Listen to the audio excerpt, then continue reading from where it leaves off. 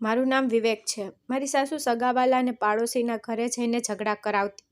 બધા તેની મીઠી વાણી પર વિશ્વાસ કરતા। સમય જતાં હું તેને સારી રીતે ઓળખી ગયો કે તે કેવી સ્ત્રી છે। લોકો મને ફરિયાદ કરતા કે આજે તારી સાસુએ અમારા ઘરે આગ લગાવી દીધી। જ્યારે કોઈ બીજું કહેતું કે આજે તારી સાસુના કહેવાથી અમારા ઘરમાં ખૂબ ઝઘડો થયો છે। હું મારી સાસુના કૃત્યોથી ખૂબ જ નારાજ હતો। એક દિવસ મેં મારી સાસુને સમજાવવાનો ખૂબ પ્રયાસ કર્યો કે કૃપા કરીને આવું ન કરો, લોકોના ઘરમાં ઝઘડા ન કરાવો, પણ તે ખૂબ જ અસભ્ય સ્ત્રી હતી। તેને મારું સમજાવવું જરા પણ ગમ્યું નહીં। તેને લાગ્યું કે હું ખોટો છું અને તે સાચી। તે આ બાબતે મને બધી પ્રકારની વાતો કહેવા લાગી। તેણે મારી માને પણ ગાળો આપી, કહેવા લાગી કે તું ખોટો છે, તારી મા ખોટી છે, તારી માએ તને ખૂબ ખરાબ રીતે ઉછેર્યો છે। તે મારા ઘરે આવી અને મારી પત્નીને એટલી બધી વાતો કહી કે તે ગુસ્સે થઈ ગઈ અને પોતાનો સામાન પેક કરીને તેની મા સાથે તેના માના ઘરે ગઈ। મેં મારી પત્નીને રોકવાનો ખૂબ પ્રયાસ કર્યો હતો। એમાં મારી કોઈ ભૂલ નહોતી, પણ છતાં મારી પત્નીએ મારી વાત ન સાંભળી અને તેની મા સાથે ગઈ, કારણ કે તે પણ તેની માની વાત પર ખૂબ વિશ્વાસ કરતી। તે ક્યારેય મારી વાત માનતી નહોતી કે તેણે મારી વાત સમજવાનો પ્રયાસ પણ નહોતો કર્યો, કારણ કે જ્યારથી અમારા લગ્ન થયા છે ત્યારથી તેની મા અમારા જીવનમાં જોડાઈ ગઈ હતી અને તે મારી પત્નીને દરરોજ મારી અને મારી માતા વિરુદ્ધ ઉશ્કેરતી। આ વખતે પણ મારી સાસુએ પોતાની દીકરીનું ઘર તોડવાનો પૂરો પ્રયાસ કર્યો અને આ વખતે તે સફળ થઈ। માના ઘરે ગયા પછી તેણે છૂટાછેડાની માંગણી કરી, તેથી મેં પણ તેને છૂટાછેડા આપી દીધા, કારણ કે હું પણ આ બંને મા દીકરીથી ખૂબ કંટાળી ગયો હતો। હું રોજના ઝઘડા સહન કરી શકતો નહોતો। એક દિવસ હું મારી મા સાથે મા દેવીના દર્શન કરવા ઋષિકેશ ગયો, પણ જ્યારે હું ત્યાંથી પાછો આવ્યો ત્યારે હું ખૂબ થાકી ગયો હતો અને રાત્રે જ્યારે હું પલંગ પર સૂઈ ગયો ત્યારે મને એક સ્વપ્ન આવ્યું, જેણે મને સંપૂર્ણપણે હચમચાવી નાખ્યો। સ્વપ્નમાં હું મારી સાસુને મળ્યો અને તેમણે કહ્યું કે દીકરા, મારી દીકરી ખૂબ મુશ્કેલીમાં છે, તેનું ધ્યાન રાખ, તે મરી રહી છે। હું તારી સામે હાથ જોડીને કહું છું, તારા પગે પડી જાઉં છું, મારી દીકરીને બચાવ। મારા સ્વપ્નમાં પહેલીવાર મેં જોયું કે મારી સાસુનું ગૌરવ તૂટી ગયું અને તે મારી સામે હાથ જોડીને રડી રહી હતી અને સૌથી અગત્યનું, તે ધીમેથી વાત કરી રહી હતી। સવારે જ્યારે હું ડરથી જાગ્યો ત્યારે મેં મારી માને મારા સ્વપ્ન વિશે કહ્યું। માએ કહ્યું, દીકરા, તારા સ્વપ્નમાં તારી સાસુ આવી તે કોઈ મોટી વાત નથી, તે સ્ત્રી મરી ગઈ છે। વાસ્તવમાં તેનું એવું સ્વરૂપ નહોતું જેવું તે સ્વપ્નમાં જોયું છે। તે ફક્ત સ્વપ્નની દુનિયા તારી સાથે નરમાશથી વર્તી શકે છે, પણ વાસ્તવિકતા એ છે કે તે મરી ગઈ છે, તેથી જ તે તારા સ્વપ્નમાં આવી છે। આ સાંભળીને મને આઘાત લાગ્યો કે મારી સાસુનું અવસાન ક્યારે થયું, કારણ કે મને ખબર નહોતી કે મારી સાસુ મરી ગઈ છે અથવા મારી પત્ની ક્યાં છે। મારી માએ કહ્યું કે તારે પણ તારા જીવનમાં આગળ વધવું જોઈએ અને તે બંને મા પુત્રીને ભૂલી જવું જોઈએ, પણ મને ખબર નથી કે મારું હૃદય કેમ ખૂબ જ બેચેન હતું। સાંજે હું તરત જ મારી પત્નીના ઘરે પહોંચ્યો, એ જ પત્ની જેને મેં છૂટાછેડા આપી દીધા હતા। ત્યાં પહોંચતાની સાથે જ મેં જે દ્રશ્ય જોયું તેનાથી મારા પગ નીચેથી જમીન ખસી ગઈ, કારણ કે મને ખબર નહોતી કે મારી પત્ની, હું મારી મા સાથે ગ્વાલિયરમાં એક નાના ઘરમાં રહેતો। મારો કોઈ ભાઈ નહોતો। મારા પિતાનું અવસાન ત્યારે થયું જ્યારે હું 20 વર્ષનો હતો અને પહેલીવાર કામ પર ગયો હતો। જ્યારે હું ઓફિસથી પાછો ફર્યો ત્યારે મને ખબર પડી કે પપ્પાની તબિયત ઘણી બગડી ગઈ હતી। હું તરત જ તેમને હોસ્પિટલમાં લઈ ગયો। ડૉક્ટરે કહ્યું કે તેમનું બ્લડ પ્રેશર વધી ગયું છે। પપ્પાની સારવાર ઘણા દિવસો સુધી હોસ્પિટલમાં ચાલુ રહી, પણ તેનો કોઈ ફાયદો થયો નહીં। સારવાર દરમિયાન તેનું અવસાન થયું। હું અને મારી મા એકલા રહી ગયા। ત્યારથી જ મેં નક્કી કર્યું કે મેં મારા પિતાને ગુમાવ્યા છે, પણ હું મારી માને જવા નહીં દઉં। એટલા માટે હું મારી માની ખૂબ કાળજી રાખતો હતો। મને લાગતું કે આ દુનિયામાં મારી મા જ મને સૌથી વધુ પ્રેમ કરે છે, તેમના સિવાય બીજું કોઈ મને પ્રેમ કરતું નથી, પણ એવું નહોતું। બીજી એક વ્યક્તિ હતી જે મને ખૂબ પ્રેમ કરતી હતી અને મને તેના વિશે ખબર પણ નહોતી। તે બીજું કોઈ નહીં પણ શિલ્પા મારા પાડોશની પાછળની ગલીમાં રહેતી હતી। શિલ્પા મારા મિત્ર રાહુલની બહેન હતી। રાહુલ અને હું સાથે ભણતા। અભ્યાસ પૂર્ણ કર્યા પછી અમે બંને એક જ કંપનીમાં કામ કરવા લાગ્યા હતા। હું ઘણીવાર રાહુલના ઘરે જતો હતો। રાહુલ પણ કોઈ ખચકાટ વગર મારા ઘરે આવતો કારણ કે મારા ઘરમાં મારી મા સિવાય કોઈ નહોતું. તેથી તે ઘણીવાર અમારા ઘરે આવતો અને અમે બંને સાથે બેસીને ઘણી વાતો કરતા. તે મારો ખૂબ જ નજીકનો મિત્ર હતો. હું ભાગ્યે જ રાહુલના ઘરમાં પ્રવેશતો હતો. મને ખબર હતી કે તેના ઘરે એક યુવાન બહેન છે જેનો હું ખૂબ આદર કરતો, પણ મને ખબર નહોતી કે તેની બહેન ગુપ્ત રીતે મને પ્રેમ કરે છે. એક દિવસ મારે રાહુલ સાથે કોઈ તાત્કાલિક કામ હતું. હું રાહુલના દરવાજે પ્રવેશતાની સાથે જ મને ઘરની અંદરથી ઘણો અવાજ આવતો સાંભળવા મળ્યો. વિચારી રહ્યો હતો કે દરવાજો ખટખડાવું કે નહીં. કદાચ રાહુલ તેની મા સાથે ઝઘડો કરી રહ્યો હતો. આ વિચારીને મેં દરવાજો ખખડાવ્યો નહીં, પણ જેમ હું પાછો ફર્યો, મેં શિલ્પાને કોલેજથી તેના ઘરના દરવાજે આવતી જોઈ. તેણે મને જોતા જ કહ્યું, ચાલો અંદર આવો, ભાઈ ઘરે જ હશે. મેં તેને કંઈ કહ્યું નહીં. હું ફક્ત ચૂપ રહ્યો. તે સમજી ગઈ કે તેના ઘરમાં ઝઘડો ચાલી રહ્યો છે. તેણે કંઈ કહ્યું નહીં અને પછી તેણે ડોરબેલ વગાડવાનું શરૂ કર્યું. મને મોડું થઈ રહ્યું હતું. મેં વિચાર્યું કે હું રાહુલ સાથે ફોન પર વાત કરીશ. આવા સમયે તેના ઘરમાં પ્રવેશવાનું મને ગમતું નહોતું. તેથી હું પાછો ફર્યો અને પાછો આવ્યો. સાંજે જ્યારે રાહુલ મારા ઘરે આવ્યો ત્યારે તેમણે મને કહ્યું કે તેનો તેની મા સાથે કોઈ નાની વાત પર ઝઘડો થયો છે. વાત અહીં જ સમાપ્ત થઈ ગઈ. પણ રાત્રે જ્યારે હું સૂવા માટે મારા પલંગ પર સૂઈ રહ્યો હતો ત્યારે અચાનક મારો મોબાઈલ વાગવા લાગ્યો. મેં સ્ક્રીન પર જોયું તો તે એક નવો નંબર હતો. જ્યારે મેં ફોન રિસીવ કર્યો ત્યારે એક છોકરી બોલી રહી હતી. મેં કહ્યું, તમે કોણ? તેણે કહ્યું, હું શિલ્પા છું, રાહુલની બહેન. મેં વિચાર્યું કે કદાચ તેને મારી સાથે કોઈ કામ હશે. મેં કહ્યું, હા કહો, તમારે કોઈ કામ છે શું? તેને કહ્યું, ના, હું તમારી પાસે માફી માંગવા માંગુ છું.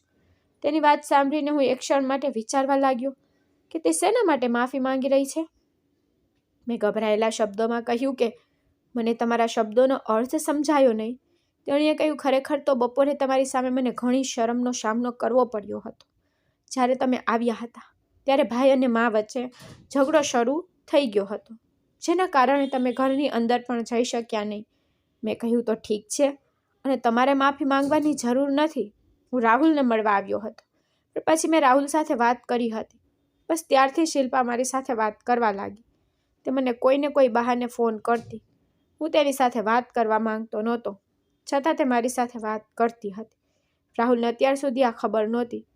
ઘણીવાર રાહુલે મને તેની મા વિશે કહેતો કે તે હંમેશા તેની મા સાથે ઝઘડો કરે છે અને હવે તે લગ્ન કરવા માંગે છે અને તેની પત્ની સાથે દુબઈ જશે, કારણ કે તેને દુબઈથી મોટી નોકરીની ઓફર મળી હતી. મેં તેને ઘણું સમજાવ્યું કે તેને આવું ન કરવું જોઈએ, પરંતુ તેને કહ્યું કે મારી બહેનના લગ્ન થઈ જાય તે પછી તરત જ હું લગ્ન કરીશ અને પછી હું દુબઈ જઈશ. મને ખબર નહોતી કે રાહુલ તેની મા સાથે શેના વિશે ઝઘડો કરતો હતો, પણ તેની બહેન મારી પાછળ પડી ગઈ હતી. પછી એક દિવસ મને ખબર પડી કે શિલ્પાનું વારંવાર મારી સાથે વાત કરવાનો હેતુ શું હતો. એક દિવસ તેણે મને મળવાનું કહ્યું. તે ખૂબ રડી રહી હતી. તે કહેવા લાગી કે મને તમારી મદદની ખૂબ જરૂર છે. મને વિચાર આવ્યો કે તેને કઈ મદદની જરૂર છે. હું તેને મળવા માંગતો નહોતો, કારણ કે તે મારા મિત્રની બહેન હતી, પણ પછી તેના આંસુએ મને મજબૂર કરી દીધો અને હું તેને પાર્કમાં વળવા ગયો. તેને કહ્યું કે મારો ભાઈ મારા માટે સંબંધ શોધી રહ્યો છે, પણ હું તમને ઈચ્છું છું. તેની વાત સાંભળીને મને આશ્ચર્ય થયું. મેં કહ્યું કે તમે શું પાગલ થઈ ગયા છો? તેને કહ્યું, ના, હું સાચું કહું છું. વિવેક, મને ખરેખર તમે ગમો છો. તેથી જ હું તમારી સાથે વાત કરવા માટે બહાના શોધું છું. હું તમને ઘણા સમયથી પસંદ કરું છું, પણ મને ક્યારેય તમને કહેવાની હિંમત નહોતી થઈ. પણ હવે હું સહન કરી શકતી નથી કે મારા ભાઈ મારા લગ્ન બીજે ક્યાંક કરે. જો તમે મારા ઘરે લગ્નનો પ્રસ્તાવ મોકલો છો તો હું તમારી સાથે લગ્ન કરીશ.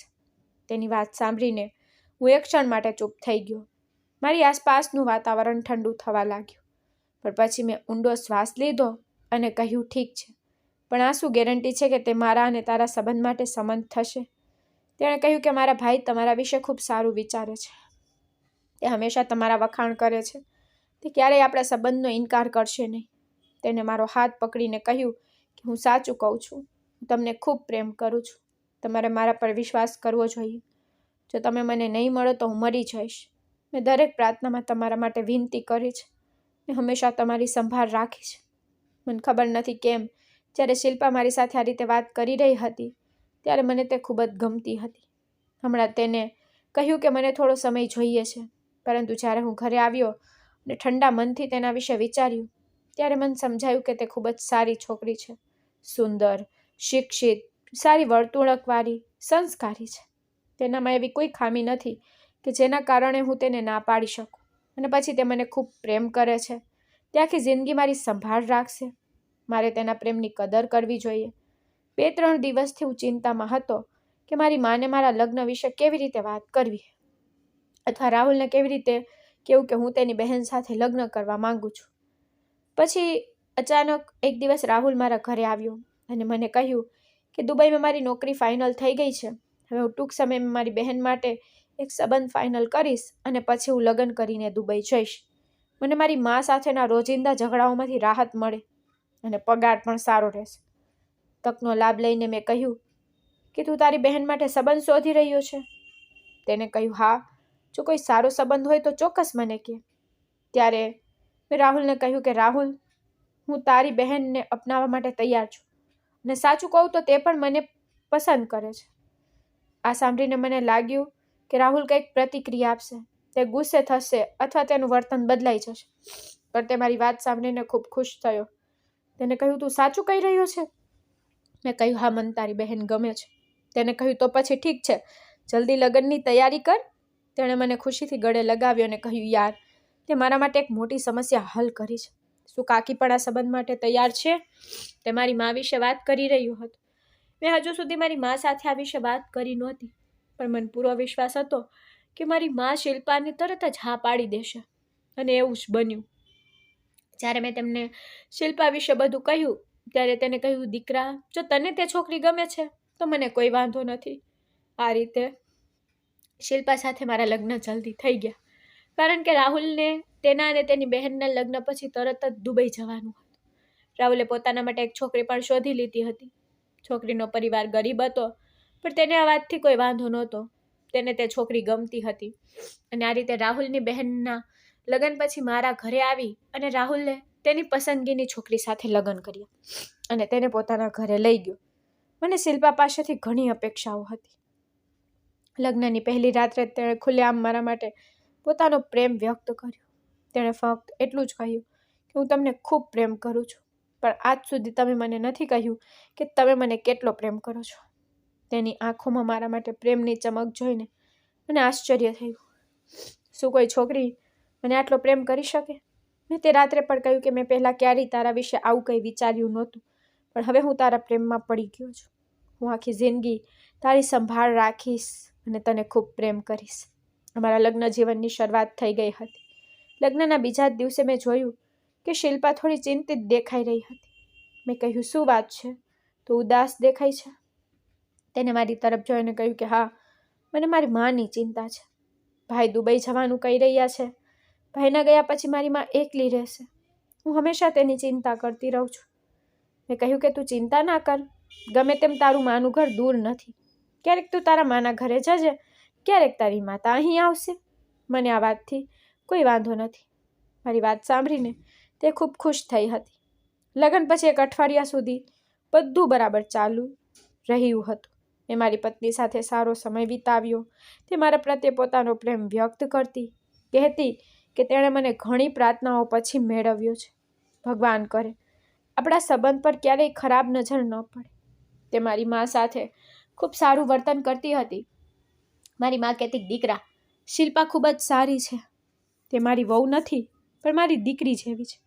મને ખુશી હતી કે મારી જીવનસાથી એક સારી છોકરી છે.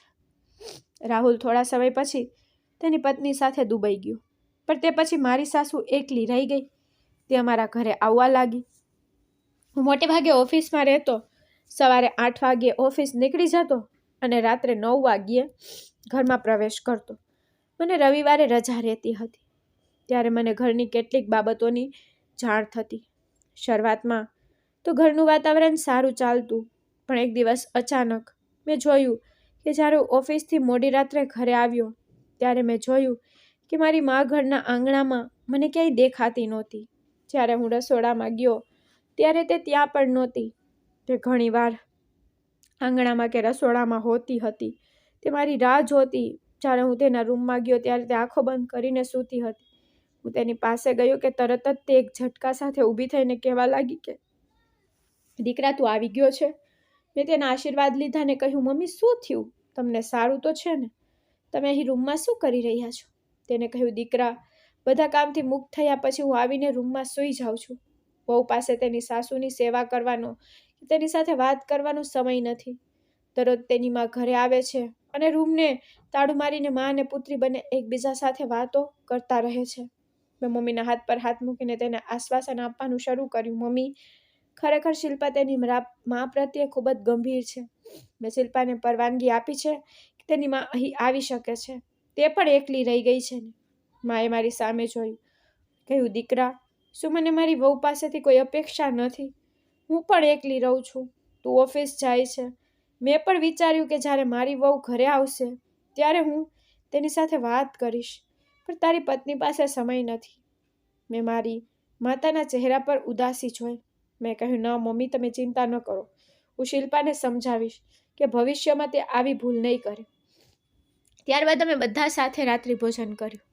શિલ્પાની માં, હું અને મારી માં ડાઇનિંગ ટેબલ પર બેઠા હતા અને રાત્રિ ભોજન કરી રહ્યા હતા. રાત્રિ ભોજન પછી શિલ્પા ડાઇનિંગ ટેબલ પર વાસણો ભેગા કરવા લાગી. શિલ્પાની માએ કહ્યું કે દીકરી તું ખૂબ કામ કરે છે, હવે જા અને તારા રૂમમાં આરામ કર. મારી દીકરીને આખો દિવસ કામ હોય છે. આ ઘરમાં કોઈને તેની પરવા નથી. આ સાંભળીને હું ચોંકી ગયો. મારી માએ પણ મારા ચહેરા તરફ જોયું હતું. હું તે સમયે કંઈ બોલી શક્યો નહીં, પણ પછી મેં શિલ્પાને કહ્યું કે શિલ્પા, તારી માતાનું આ શું વર્તન છે? જો તું ઘરકામ કરે છે તો મારી માં પણ ઘરકામ કરે છે ને? અને મારી માં કહી રહી હતી કે તું આખો દિવસ દરવાજો બંધ કરીને તારી માં સાથે રૂમમાં બેઠી રહે છે. તું રૂમમાંથી બિલકુલ બહાર નથી આવતી. મારી વાત સાંભળીને અચાનક શિલ્પાના ચહેરાનો રંગ બદલાઈ ગયો. તેને કહ્યું કે પછી એનો અર્થ એ છે કે તમારી માએ તમને મારી વિરુદ્ધ ઉશ્કેર્યા છે. તમારી માં જૂઠું બોલી રહી છે. હું રસોડામાં જઈને રસોઈ બનાવું છું, હું આખો દિવસ ઘર સાફ કરું છું, તે પછી જ હું મારી માં સાથે રૂમમાં જઈને બેસી છું. તમારી માને પણ આખો દિવસ પોતાનો રૂમ ખૂબ ગમે છે. તે મારી સાથે બિલકુલ વાત કરતી નથી. તે આખો દિવસ પોતાના રૂમમાં આરામ કરે છે અને મને દોષ આપે છે. તમારી માતાને આ ઉંમરે આવી વાત કરવામાં શરમ આવવી જોઈએ. મેં શિલ્પા તરફ ગુસ્સાથી જોયું અને કહ્યું કે તું મારી મા વિશે એક પણ શબ્દ બોલ નહીં. ભવિષ્યમાં મને મારી મા વિશે એક પણ શબ્દ ન સાંભળવા મળે. મારી મા ઘરનું બધું કામ કરે છે અને તારી માનો શું અર્થ હતો કે તું બધું કરે છે? જો તું એમ કરે છે તો એમાં કંઈ ખોટું નથી. તું આ ઘરની વહુ છે. મારી મા હવે વૃદ્ધ થઈ ગઈ છે. જો તે થોડો આરામ કરે તો એમાં કંઈ ખોટું નથી. હવે તારી ફરજ છે કે તેની સેવા કરવી. આ સાંભળીને શિલ્પા ગભરાઈ ગઈ અને કહેવા લાગી કે માફ કરશો, મેં ભૂલ કરી અને મારી માએ પણ ભૂલ કરી. તમને ખબર છે કે મા થોડી તીક્ષ્ણ જીભવાળી છે. ભવિષ્યમાં તે તમારી સામે આવી વાતો નહીં કરે. હું તેને કહીશ અને હું મમ્મીજીનું પણ ધ્યાન રાખીશ. હું તમને ક્યારેય ફરિયાદ કરવાનો મોકો નહીં આપું. ત્યારે તેણે મને વચન આપ્યું કે તે મને ક્યારેય ફરિયાદ કરવાનો મોકો નહીં આપે ને એવું જ થયું. તે દિવસ પછી મારી માએ ક્યારેય શિલ્પા વિશે કંઈ ખોટું કહ્યું નહીં, પરંતુ મારી સાસુ હંમેશા કંઈક ને કંઈક એવું કરતી જેનાથી મને ખૂબ ગુસ્સો આવતો હતો. મોટા ભાગે તે અમારા ઘરે રહેતી. તે શિલ્પાના મનમાં એવી વાતો નાખતી કે તારો પતિ ઓફિસથી આવતાની સાથે જ તેની માના રૂમમાં જાય છે, જ્યારે તેને પહેલાં તારી પાસે આવવું જોઈએ. ક્યારેક તે કહેતી કે તારા પતિએ તને ખરીદી માટે લઈ જવી જોઈએ, તને મોંઘી વસ્તુઓ અપાવી જોઈએ, તારા માટે ઘરમાં એક નોકરાણી રાખવી જોઈએ. તેની આ વાતોને કારણે મારા ઘરમાં રોજ ઝઘડા થતા હતા. જ્યારે હું ઓફિસથી આવતો ત્યારે દરરોજ મારી પત્ની મારી પાસેથી નવી માંગણીઓ કરતી હતી. શરૂઆતથી જ હું બહુ ફ્રી નહોતો. હું ફક્ત રવિવારે જ ફ્રી રહેતો હતો. પરંતુ જ્યારથી મારી સાસુ મારી પત્નીનું મગજ ભરવા લાગી ત્યારથી તેણે મારું જીવન મુશ્કેલ બનાવી દીધું અને તે નાની વાતો પર ગુસ્સે થતી હતી.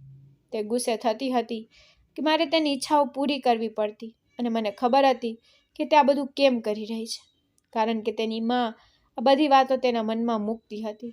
મારી સાસુનો અમારા ઘરમાં પણ કંટ્રોલ વધી ગયો હતો. તે વારંવાર આવતી અને અમારા સંબંધીઓ વિરુદ્ધ પણ વિચિત્ર વાતો કહેતી. અમારા બધા સગા પણ કહેતા કે વિવેકની સાસુનું વર્તન સારું નથી. જેના કારણે તેમણે અમારા ઘરે આવવાનું બંધ કરી દીધું હતું. અને બધા કહેતા કે વિવેક, તારી સાસુએ તારા ઘરમાં કબજો લઈ લીધો છે. સાવધાન રહે. એવું ન થવું જોઈએ કે તારું ઘર બરબાદ થઈ જાય. પણ હું વિચારતો હતો કે હું મારું ઘર બરબાદ નહીં થવા દઉં, તો જ મારું ઘર બરબાદ થશે ને. હું ક્યારેય એવું કંઈક થવા દઈશ નહીં જેના કારણે મારા ઘરના વાતાવરણમાં અશાંતિ આવે. મેં નક્કી કર્યું હતું કે હું મારી સાસુને હવે મારું ઘર કબજે નહીં કરવા દઉં. છેવટે તે કોણ છે મારા ઘરના મામલામાં બોલનાર? એક દિવસ હું સવારે ઓફિસ જઈ રહ્યો હતો, જ્યારે પડોશના શુક્લાજીએ મને રોક્યો અને કહેવા લાગ્યા કે વિવેક, હું તારી સાથે કંઈક વાત કરવા માંગુ છું. મેં કહ્યું કે હા કાકા, કહો, તમે શું વાત કરવા માંગો છો? હું શુક્લા કાકાનો ખૂબ આદર કરતો હતો. તે અમારા વિસ્તારના વૃદ્ધ લોકોમાંના એક માનવામાં આવતા. તેમણે કહ્યું કે દીકરા, તારી સાસુ અમારા ઘરે આવે છે. મારી પત્ની અને વહુને શરૂઆતમાં તેનું વર્તન ખૂબ ગમતું. અમને આમાં કોઈ વાંધો નહોતો. પણ ઘણા દિવસોથી મેં જોયું છે કે જ્યારથી તારી સાસુ અમારા ઘરે આવવા લાગી છે, ત્યારથી મારી વહુ અને મારી પત્ની વચ્ચે ઝઘડા શરૂ થઈ ગયા છે. ઘણા સમયથી હું તમને સમજાવવાનો પ્રયાસ કરી રહ્યો છું, પણ બંને સમજવા તૈયાર નથી. તેઓ એકબીજાથી ગુસ્સે થઈને બેસી ગયા છે. ઘણીવાર તારી સાસુ અમારા ઘરે મહેમાન બનીને આવે છે, પણ એક દિવસ મેં જાતે સાંભળ્યું કે તે મારી પત્નીને મારી વહુ વિશે ખરાબ વાતો કરતી, અને વહુ મને કહ્યું કે તારી સાસુ મારી પુત્રવધૂને તેની સાસુના ખરાબ કામો ગણાવવા માટે મજબૂર કરે છે. દીકરા, મને તારી સાસુ ખૂબ જ ચાલાક સ્ત્રી લાગે છે. લોકો અમારા ઘરના પ્રેમના ઉદાહરણો આપતા હતા, પણ જ્યારથી તારી સાસુ અમારા ઘરે આવી છે, ત્યારથી મારા ઘરની સ્ત્રીઓનો સ્વભાવ બદલાઈ ગયો છે. ઘરનું વાતાવરણ સંપૂર્ણપણે બગડી ગયું છે. હું તને હાથ જોડી વિનંતી કરું છું, મને સારું નથી લાગતું, પણ તારી સાસુને સમજાવ અને તેમને ભવિષ્યમાં અમારા ઘરે ન આવવાનું કે. શુક્લા કાકાની વાત સાંભળીને મને ઘણી શરમનો સામનો કરવો પડ્યો. હું તેમને શું કહી શકું કે તે ફક્ત તેમના ઘરમાં જ નહીં, પણ મારા ઘરમાં પણ આવું જ કરી રહી હતી. અને મેં નક્કી કર્યું હતું કે હું ઘરે જઈને મારી સાસુ વિશે મારી પત્નીને ફરિયાદ કરીશ. હું ગુસ્સે થઈ ગયો હતો. મારો આખો દિવસ ઓફિસમાં ગુસ્સામાં વિતાવ્યો હતો. કંઈ પણ બરાબર નહોતું લાગતું. મેં નક્કી કર્યું કે મારે રાહુલ સાથે વાત કરવી પડશે. મારા ઘરનું વાતાવરણ ખરાબ થઈ રહ્યું છે. બપોરે જ્યારે હું ઓફિસમાં ફ્રી થયો, ત્યારે મેં રાહુલને ફોન કર્યો. તેને આખી વાત કહી. મારી વાત સાંભળીને રાહુલ શરમાઈ ગયો. તેને કહ્યું કે મારી માનું વર્તન આવું જ છે. મને ખબર હતી કે જો હું લગ્ન કરીશ તો મારી મા મારી પત્નીનું જીવન મુશ્કેલ બનાવી દેશે. તેથી જો લગ્ન પછી તરત જ મારી પત્ની સાથે અહીં આવી ગયો હતો. યાર, તે નાની નાની વાતોને મોટી બનાવે છે. તું શક્ય તેટલો પ્રયાસ કર કે તે શિલ્પાના લગ્ન જીવનમાં દખલ ન કરે. તું મારી માને તેના ઘરની હદમાં રહેવાનું કહી દે.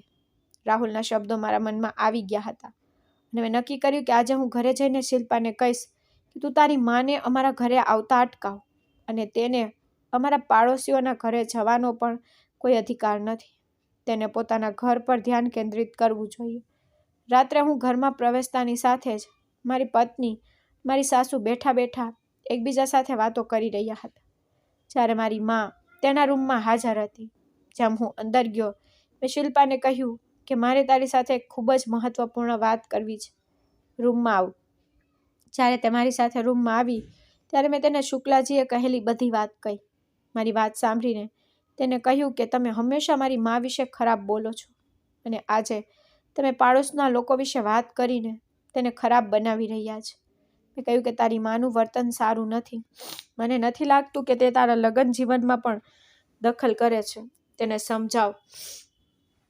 જે બીજાના ઘર બરબાદ કરે છે, તે પોતે ક્યારેય ખુશ નથી રહેતો.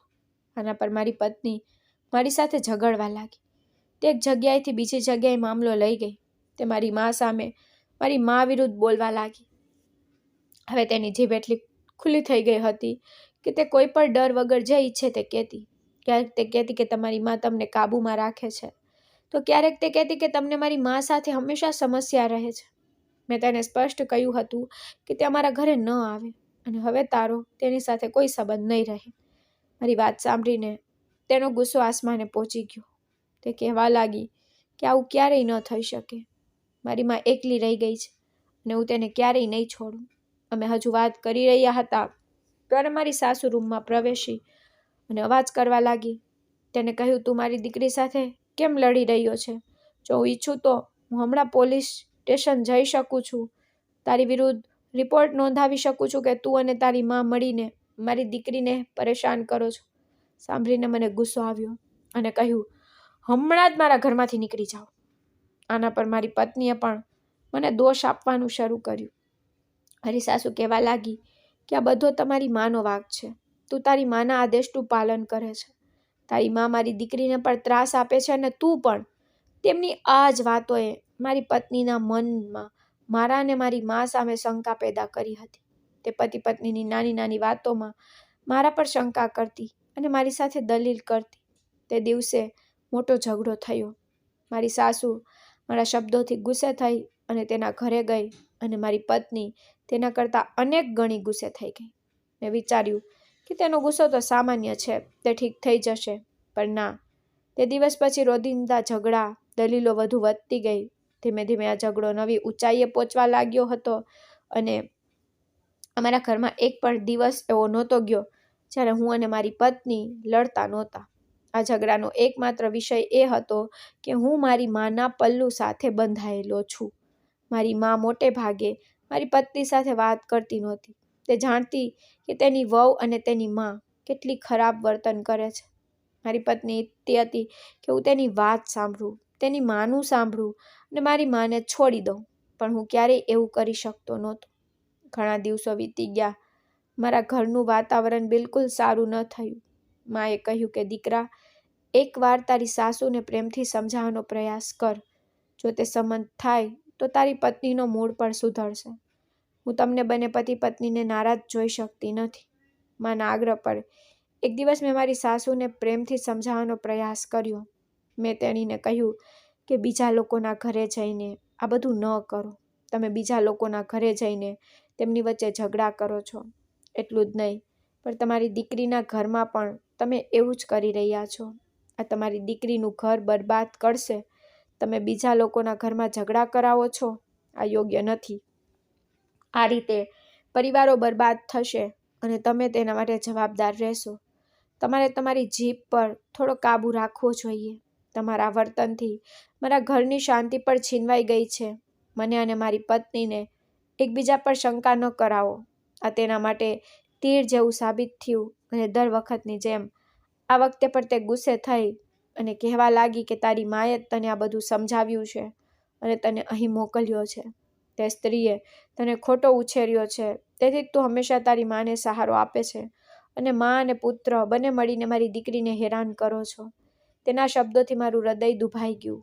મામલો હાથમાંથી નીકળી જતો જોઈને મારી મા એક પણ શબ્દ બોલતી નહીં, બલકે તે મને સમજાવતી કે મારે મારી પત્ની સાથે નરમાશથી વાત કરવી જોઈએ અને તે પોતે પણ શક્ય તેટલું ચૂપ રહેવાનો પ્રયાસ કરતી. મેં કહ્યું, શું તમે પાગલ થઈ ગયા છો? શું વારંવાર તમે કહો છો કે અમે તમારી દીકરીને તકલીફ આપીએ છીએ? મેં તમારી દીકરીને શું તકલીફ આપી છે? જો તમે આટલી બધી તકલીફોનો સામનો કરી રહ્યા છો તો તમારી દીકરીને તમારા ઘરે પાછી લઈ જાઓ. તે સમજી ન શકી અને વધુ ગુસ્સે થઈ ગઈ, કારણ કે તેની વાત સાંભળીને મને ખૂબ ગુસ્સો આવ્યો હતો. તેને મારા ઘરે પણ મને ધમકી આપી કે હું તમારા બંને મા પુત્ર વિરુદ્ધ પોલીસ ફરિયાદ નોંધાવીશ. તો પછી આ બધું કહેવાવાળી તે કોણ હતી? ગુસ્સામાં ઊભો થઈને ઘરે આવ્યો હતો અને જ્યારે મેં ઘરે આવીને શિલ્પાને તેની મા વિશે બધું કહ્યું તો દર વખતની જેમ આ વખતે પણ તેણે તેની માને સાથ આપ્યો અને કહેવા લાગી કે મારી માં ક્યારેય ખોટી ન હોઈ શકે. તમે બંને મા પુત્ર જ ખોટા છો. તે દિવસ પછી અમારી વચ્ચે જે અંતર સર્જાયું તે ક્યારેય ઓછું થઈ શક્યું નહીં. ઝઘડાઓનો સિલસિલો વધતો ગયો. એક દિવસ મારી પત્નીએ કહ્યું કે હું મારી મા પાસે જવા માંગુ છું. હું તમારી સાથે રહેવા માંગતી નથી. મેં તેને ખૂબ સમજાવવાનો પ્રયાસ કર્યો, પરંતુ તેણે મારી વાત સાંભળી નહીં. તે જ દિવસે મારી સાસુ આવી અને તેણે મારા એક સંબંધીના ઘરે ઝઘડો કર્યો અને તેણે મને ફરિયાદ પણ કરી. મેં તેની સાથે આ બાબતે ફરીથી ઝઘડો કર્યો અને ફરીથી ઝઘડાએ મોટું સ્વરૂપ ધારણ કર્યું. આ વખતે પણ મારી પત્નીને લાગ્યું કે હું ખોટો છું અને તે પોતાનો સામાન પેક કરીને પોતાના માના ઘરે ગઈ. મેં નક્કી કર્યું હતું કે હું તેને ના પાડીશ નહીં. તેની માં થોડા દિવસોથી અમારા ઘરે આવી રહી નહોતી, પણ મા અને પુત્રી સતત ફોન પર વાત કરી રહ્યા હતા. મારી પત્ની તેના માના ઘરે ગઈ. મને લાગ્યું કે તે હમણાં ગુસ્સે છે. થોડા દિવસો પછી તે જાતે પાછી આવશે, અને જો તે નહીં આવે તો જ્યારે મારો ગુસ્સો શાંત થશે ત્યારે હું તેને જાતે લેવા જઈશ અને તેની સાથે વાત કરીશ. પરંતુ આ બધાની જરૂર ઊભી થઈ નહીં. થોડા દિવસો પછી મને સમાચાર મળ્યા કે મારી પત્ની મને છૂટાછેડા આપવા માંગે છે. તેને તેના પાડોશમાંથી એક મહિલાને આ સમાચાર આપવા મોકલી હતી. મને લાગ્યું કે તે ગુસ્સે છે. મેં તેને ફોન કર્યો, પણ તેને મારો ફોન ઉપાડ્યો નહીં. તેની માએ ફોન ઉપાડ્યો. તેને મને સ્પષ્ટ કહ્યું કે ભવિષ્યમાં મારી દીકરીને ફોન કરવાની જરૂર નથી. છૂટાછેડાના કાગળો તૈયાર છે, તેના પર સહી કરો, મારી દીકરીને મુક્ત કરો. મેં તેને ઘણીવાર કહ્યું હતું કે હું તમારી સાથે વાત કરવા માંગતો નથી. હું શિલ્પા સાથે વાત કરવા માંગુ છું. પરંતુ તેણે મને શિલ્પા સાથે વાત કરવા દીધી નહીં. દર વખતે તે મારી સાથે વાત કરતી અને કંઈક એવું કહેતી જેનાથી મને ગુસ્સો આવતો. તેથી એક દિવસ હું કંટાળી ગયો અને છૂટાછેડાના કાગળો પર સહી કરી દીધી. પરંતુ છૂટાછેડાના કાગળો પર સહી કર્યા પછી મારું હૃદય ઉજળ થઈ ગયું અને આશ્ચર્ય થયું કે શિલ્પા મને આટલી સરળતાથી છોડી ગઈ. લગ્ન પછી હું તેના પ્રેમ કરતાં અનેક ગણો વધારે તેના પ્રેમમાં પડી ગયો હતો. હું તેની સાથે દરેક ક્ષણ વિતાવવા માંગતો હતો. પરંતુ એક વર્ષમાં જ અમારા સંબંધનો અંત આવી ગયો હતો. છૂટાછેડા પછી એવું લાગ્યું કે જાણે મારું જીવન સમાપ્ત થઈ ગયું હોય. આખો દિવસ એક ખાલીપણું હતું. રાત્રે ક્યારેય ન સમાપ્ત થતી બેચેની. તે દરમિયાન દુબઈમાં રાહુલ તેના જીવનમાં એટલો વ્યસ્ત થઈ ગયો કે મેં તેને તેની બહેન અને તેની માની બધી પ્રવૃત્તિઓ કહી દીધી હતી. છતાં તેને કોઈ ફરક પડ્યો નહીં. તેને કહ્યું કે તે મારી મા અને બહેનને સમજાવવામાં ઘણો સમય લીધો. મેં તને પહેલેથી જ કહ્યું હતું કે મારી માને તારી પત્નીથી દૂર રાખ. હવે પરિણામ તારા હાથમાં છે. હું આમાં કંઈ કરી શકતો નથી. મારા હૃદયમાં બેચેની વધતી જતી હતી. હું વિચારતો હતો કે મારા હૃદયને ક્યારેક શાંતિ મળશે. ક્યારેક મને લાગતું કે કદાચ તે એક દિવસ પાછી આવશે. પણ સમય પસાર થતો રહ્યો અને તે ક્યારેય પાછી ન આવી. જ્યારે અમારા બંનેના છૂટાછેડા થઈ ગયા ત્યારે તે કેવી રીતે પાછી આવી શકે? આ સ્થિતિમાં મેં નક્કી કર્યું હતું કે ઘણા સમયથી અમે બંને મા દીકરો ઘરના ખરાબ વાતાવરણ સાથે સંઘર્ષ કરી રહ્યા છીએ. જો અમે ઘરની બહાર જઈશું તો અમને થોડી શાંતિ મળશે. તેથી મેં ઓફિસમાંથી એક અઠવાડિયાની રજા લીધી અને હું મારી મા સાથે મા દેવીના દર્શન કરવા ઋષિકેશ ગયો. ત્યાં ગયા પછી મારા હૃદયનો ભાર થોડો હળવો થયો. ત્યાંથી આવ્યા પછી જ્યારે હું આરામ કરવા માટે મારા રૂમમાં સૂઈ ગયો ત્યારે હું ગાઢ નિંદ્રામાં પડી ગયો. મારા સ્વપ્નમાં જોયું કે હું ઋષિકેશના એક પ્રખ્યાત મંદિરમાં ગદડી પાસે હાજર છું. ત્યારે મેં એક અવાજ સાંભળ્યો. આ અવાજ બીજા કોઈનો નહીં પણ મારી સાસુનો હતો. તે મારા પગ પર પડી અને રડવા લાગી અને કહ્યું, દીકરા, મને માફ કર દીકરા. કૃપા કરીને મારી દીકરીને પણ માફ કર. મારી દીકરી ખૂબ પીડામાં છે. તે મરી રહી છે અને ફક્ત તું જ તેને બચાવી શકે છે. સ્વપ્નમાં તેની વાત સાંભળીને હું ચોંકી ગયો. હું તેને કંઈક વધુ કહેવા માંગતો હતો, પરંતુ તે અચાનક ભીડમાં ગાયબ થઈ ગઈ. મેં તેને શોધવાનું શરૂ કર્યું, પણ મને તે ક્યાંય મળી નહીં. અચાનક મારી આંખો ડરથી ખુલી ગઈ અને મેં જોયું કે મારું આખું શરીર પરસેવાથી તરબોળ થઈ ગયું હતું. પછી મને સમજાયું કે આ વાસ્તવિકતા નથી. હું તો સ્વપ્ન જોઈ રહ્યો હતો. પણ મને ખબર નથી કે આ સ્વપ્ન મને રાહતનો શ્વાસ કેમ લેવા દેતું નહોતું. જ્યારે મેં મારી માને આ વિશે કહ્યું ત્યારે તેમણે કહ્યું કે દીકરા, તું તારા સ્વપ્નને કારણે ચિંતિત છે, પણ વાસ્તવિકતા આનાથી ઘણી અલગ છે. તારી સાસુ તો આ દુનિયામાં જ નથી. ત્યાં દુનિયા છોડીને ચાલી ગઈ છે. મેં સાંભળ્યું કે ગયા મહિને અચાનક હાર્ટ એટેકથી તેમનું અવસાન થઈ ગયું. આ સાંભળીને મારા પગ નીચેથી જમીન સરકી ગઈ કે તેમનું અવસાન ક્યારે થયું અને મને આ વિશે ક્યારેય કંઈ ખબર પડી નહીં. માએ કહ્યું કે દીકરા, જ્યારે આપણને તે લોકો સાથે કોઈ લેવા દેવા નથી તો પછી તેમના વિશે પૂછવાનો પણ કોઈ અર્થ નથી. હું મારી જાતને સાંત્વના આપવા માંગતો હતો કે આ બધું મારો ભ્રમ છે. જે મેં સ્વપ્નમાં જોયું હતું તે વાસ્તવિકતા નથી.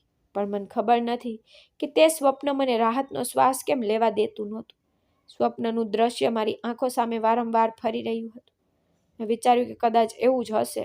શિલ્પાની ખરેખર તબિયત સારી નથી અને તેની આત્મા મને તેની પુત્રી માટે બોલાવી રહી છે.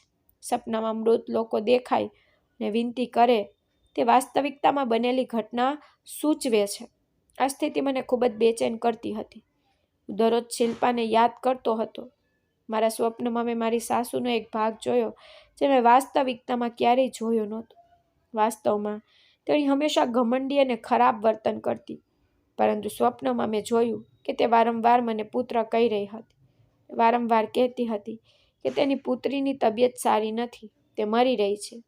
તેણીએ મારી પાસે માફી પણ માંગી. કદાચ ભગવાન મને કોઈ સંકેત આપી રહ્યો હતો. એક દિવસ અચાનક મારા ઘરનો દરવાજો ખટખટ્યો. તે શિલ્પાની શેરીનો એક છોકરો હતો. તેણે મને કહ્યું કે તમારી પત્ની જેની સાથે તમે છૂટાછેડા લીધા છે તે ઘણા દિવસોથી પથારીમાં પડી છે. તે ખૂબ જ બીમાર છે. આ સાંભળીને અચાનક મારું હૃદય ઝડપથી ધબકતું થયું અને હવે મને વિશ્વાસ થયો કે મારું સ્વપ્ન મને કેમ બેચેન કરી રહ્યું હતું. વાસ્તવમાં મારી સાસુએ સ્વપ્નમાં જે કહ્યું હતું તે સાચું હતું. હું તરત જ શિલ્પાના ઘરે ગયો અને જ્યારે હું ઘરમાં પ્રવેશ્યો ત્યારે ઘરનું વાતાવરણ ખૂબ જ વિચિત્ર લાગતું હતું. આ તે ઘર હતું જ્યાં મારી સાસુનો અવાજ ગૂંજતો હતો અને હવે આ ઘરની ઉજળતા કહી રહી હતી કે મારી સાસુ આ ઘર છોડીને ચાલી ગઈ છે. જ્યારે હું રૂમમાં પ્રવેશ્યો ત્યારે શિલ્પા મૃત હાલતમાં પલંગ પર પડી હતી. તેનો ચહેરો સફેદ હતો, તેની આંખોમાં આંસુ હતા અને તેના હોઠ સંપૂર્ણપણે સુકાઈ ગયા હતા. આ મારી પત્ની નહોતી, આ કોઈ બીજી હતી. એક ક્ષણ માટે હું તેને ઓળખી શક્યો નહીં. જ્યારે તેણે મને જોયો ત્યારે અચાનક તેની આંખોમાં આંસુ ચમકવા લાગ્યા. તેને નબળા અવાજમાં કહ્યું, તમે હવે આવ્યા છો વિવેક? કદાચ તમે પહેલાં આવ્યા હોત, કદાચ આપણે ઝઘડામાં સમય બગાડ્યો ન હોત. તેનો અવાજ મારા હૃદય પર તીરની જેમ વાગ્યો. મારી આંખોમાંથી આંસુ વહેવા લાગ્યા.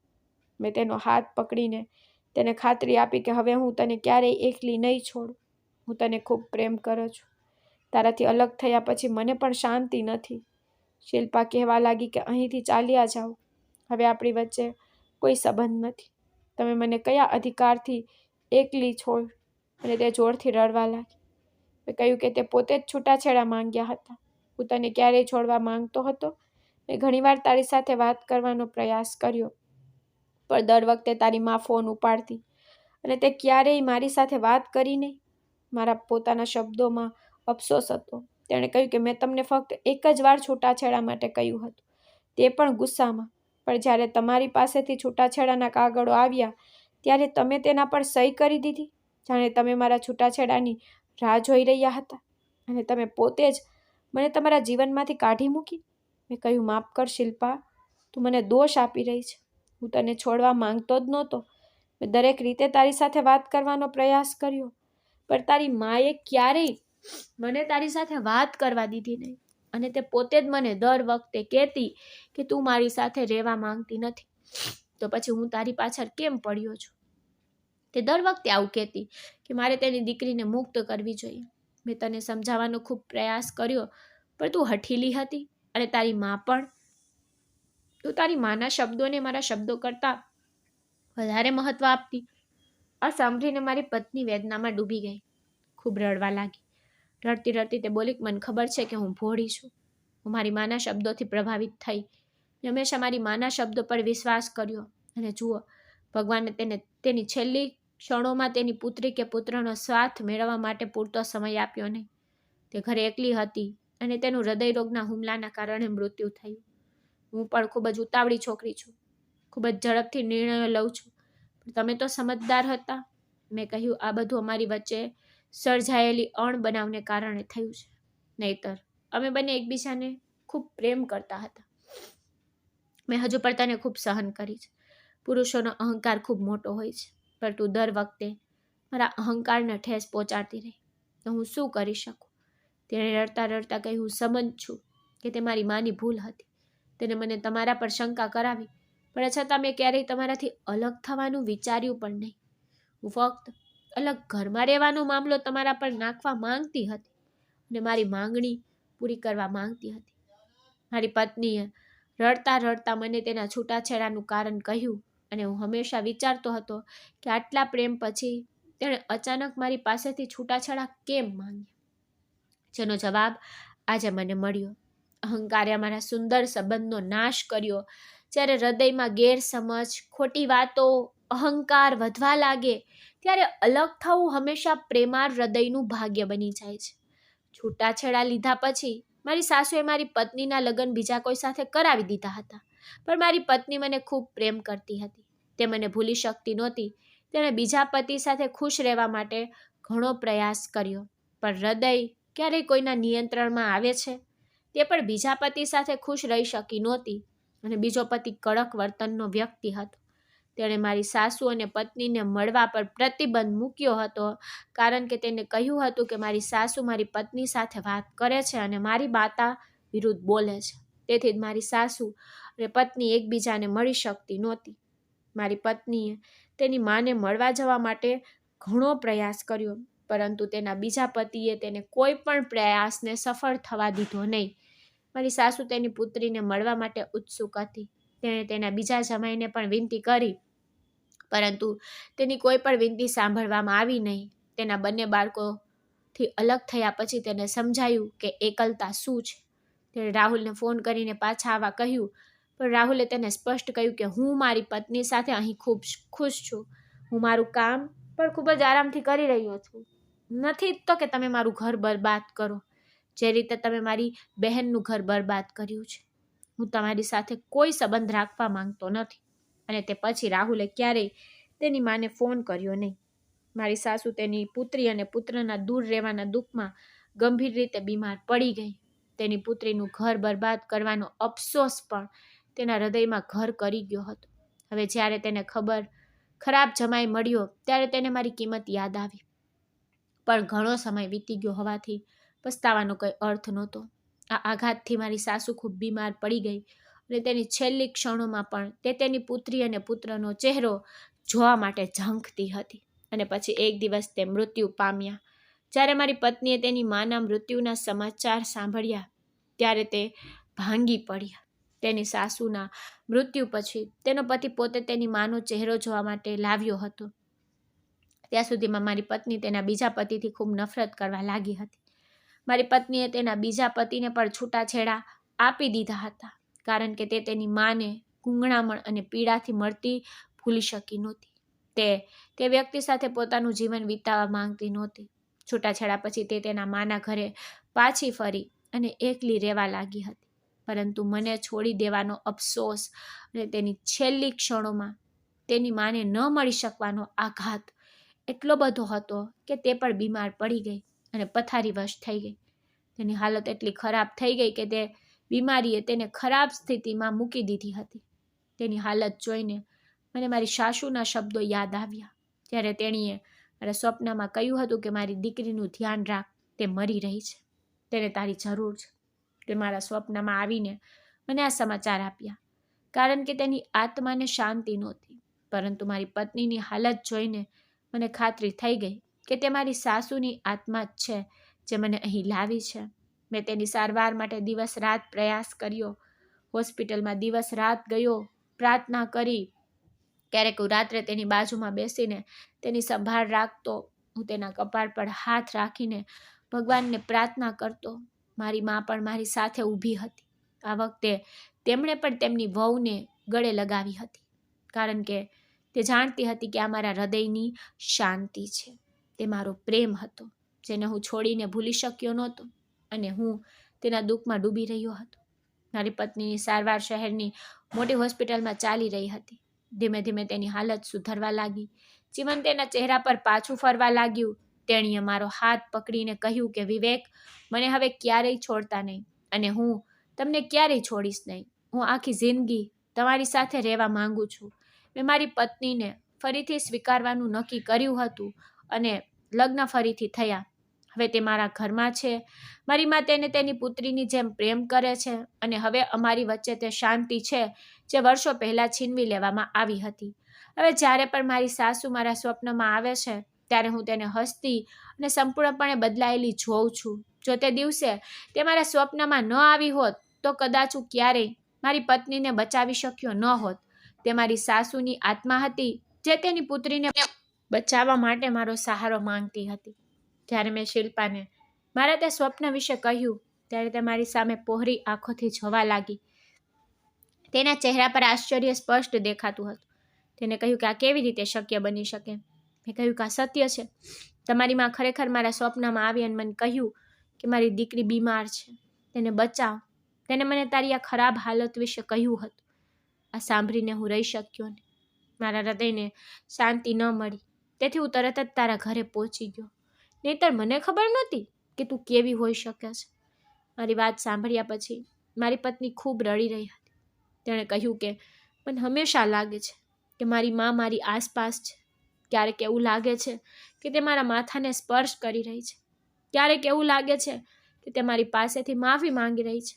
એટલે તેને મારું ઘર બરબાદ કરી દીધું, પણ મર્યા પછી તેની આત્માને શાંતિ ન મળી અને તે તમારા સ્વપ્નમાં આવી અને તેની દીકરીને મદદ કરવા માંગતી હતી. મારી પત્ની લાંબા સમય સુધી રડતી રહી. મેં તેને ગળે લગાવી અને તેને શાંત કરવાનો પ્રયાસ કર્યો. આજે પણ મારી માં મારી પત્નીનો રડતો અવાજ સાંભળીને મારી પાસે આવી અને મારી પત્નીને સાંત્વના આપવા લાગી. શિલ્પાએ તેની માની આત્માને શાંતિ આપવા માટે ઘરે પૂજાનું આયોજન કર્યું હતું. તેણે ગરીબોને દાન આપ્યું હતું અને ભૂખ્યા બાળકોને ભોજન આપ્યું હતું. અમે બંને હવે એકબીજાથી ખૂબ ખુશ હતા. જિંદગી અમને એક મોટો પાઠ શીખવ્યો કે સંબંધો તૂટવામાં લાંબો સમય લાગતો નથી, પરંતુ જે સંબંધો પહેલાથી તૂટેલા છે તેને સુધારવાનું સરળ નથી, અને ખરાબ વિશ્વાસ બધું બગાડે છે. જ્યારે મૃત્યુ નજીક આવે છે ત્યારે બધા ઝઘડા અર્થહીન લાગે છે. એટલા માટે વ્યક્તિને સમય બગાડવો ન જોઈએ, પરંતુ પોતાના પ્રિયજનોની સંભાળ રાખવી જોઈએ. નહીંતર જીવન આપણને આપણા પ્રિયજનોનું મહત્વ એવા તબક્કે અહેસાસ કરાવે છે જ્યાંથી પાછા ફરવાનો કોઈ રસ્તો નથી, અને આપણે તે પ્રિયજનોને ક્યારેય મેળવી શકતા નથી. સમય પસાર થતો ગયો. ધીમે ધીમે જીવન તેના રંગો બદલવા લાગ્યું. હવે ઘરમાં ખુશીઓનો ઘસારો હતો. ભગવાને અમને એક પુત્રી આપી હતી. જ્યારે મેં પહેલી વાર તેને મારા હાથમાં પકડી ત્યારે હૃદયના ઘા એક ક્ષણમાં રૂંઝાઈ ગયા તેવું લાગતું હતું. મારી પત્નીની આંખોમાંથી ખુશીના આંસુ ટપકવા લાગ્યા. તેને થાકેલા શબ્દોમાં કહ્યું કે જુઓ, આ આપણા પ્રેમની નિશાની છે. આ એવો સંબંધ છે જે આપણને કાયમ માટે સાથે રાખશે. હવે કોઈ આપણને અલગ કરી શકતું નથી. આપણે ઈચ્છીએ તો પણ અલગ થઈ શકતા નથી, કારણ કે જે કડી આપણને એક કરે તે આ દુનિયામાં આવી ગઈ છે. ઘરનું વાતાવરણ હવે પહેલાં કરતાં ખૂબ જ અલગ હતું. માં મારી દીકરીને પોતાના હાથમાં લઈને કલાકો સુધી પ્રાર્થના કરતી, કહેતી કે આ છોકરી આપણા ઘરની શોભા છે. મને દીકરી જોઈતી હતી, પણ ભગવાને મને એક દીકરો આપ્યો, અને હવે જુઓ, મને મારી વહુ પણ દીકરીના રૂપમાં મળી અને પોતરી પણ મળી ગઈ. હવે મને 2 દીકરીઓ છે. મારી પત્ની પણ મારી માને ખૂબ પ્રેમ કરવા લાગી અને તેમનો ખૂબ આદર કરતી. તેણે તેની ભૂતકાળની ભૂલો માટે માફી માંગી હતી, જેના માટે મારી માતાએ તેને ખુશીથી માફ કરી દીધી હતી. તે હજુ પણ તેની ખૂબ કાળજી લેતી હતી, અને મને ખબર નથી કે તે દિવસમાં કેટલી વાર તેની સાથે અજાણતા ખરાબ વર્તન કરવા બદલ માફી માંગતી હતી. માં હસતી અને કહેતી, ઠીક છે વહુ, મેં તને માફ કરી દીધી, અને મારી પત્ની અને પુત્રીને ગળે લગાવતી અને કહેતી કે હવે તું મારો પરિવાર છો. મને મારા પરિવારમાં ખુશી મળી છે. ઉતાર ચઢાવ જીવનનો એક ભાગ છે. વ્યક્તિએ પોતાને સંબંધોથી અલગ ન કરવું જોઈએ. મારી વહુ હવે આ સમજી ગઈ છે, તો મને બીજું શું જોઈએ? મારી પત્ની હજુ પણ તેની માને યાદ કરે છે, પરંતુ જ્યારે તે તેની માની ભૂલો યાદ કરે છે, તેથી તે પોતે ભગવાન પાસે પોતાની ભૂલો માટે માફી માંગે છે. જ્યારે હું ઓફિસથી પાછો આવું છું ત્યારે મારી દીકરી મારો અવાજ સાંભળતા જ હસવા લાગે છે. તે મને જોઈને ખૂબ ખુશ થઈ જાય છે. તેનું હાસ્ય મારો બધો થાક દૂર કરી દે છે. મારી પત્ની દરવાજા પર ઊભી મારી રાહ જુએ છે. પછી મને ખાતરી થાય છે કે હવે મારું ઘર તૂટવાનું નથી. હવે બધું મજબૂત રીતે જોડાયેલું છે. રાતે અમે ત્રણેય સાથે બેસીએ છીએ. ક્યારેક માં પણ અમારી પાસે આવે છે અને કહે છે કે હવે મારું હૃદય બેફિકર છે. ભગવાને મારા દીકરા અને વહુને ફરીથી ભેગા કર્યા, અને આ ખુશી પર અમને એક નાની પરી પણ આપી. મારી પત્ની ઘણીવાર મારો હાથ પકડીને કહે છે કે જુઓ, આપણે કેટલું દુઃખ સહન કર્યું છે, પણ ભગવાને અમને આટલી સુંદર પુત્રી સાંત્વના તરીકે આપી. હું જવાબ આપું છું કે આ ધીરજ અને પ્રેમનો બદલો છે. જો આપણી પાસે હિંમત ન હોત તો કદાચ આજે આ બધું ન બન્યું હોત. આ રીતે સમયે અમને શીખવ્યું કે સંબંધો તૂટે છે, પરંતુ જો હૃદયમાં પ્રેમ બાકી હોય તો તે ફરીથી મળી શકે છે. અમારા જીવનની નવી શરૂઆત શાંતિ અને ખુશીની શરૂઆત હતી. તો મિત્રો, આશા કરું છું તમને અમારી વાર્તા ગમી હશે. જો તમને વાર્તા ગમી હોય તો વિડીયોને લાઇક કરો. જો તમે ચેનલ પર નવા છો તો ચેનલને સબસ્ક્રાઈબ કરો. ધન્યવાદ.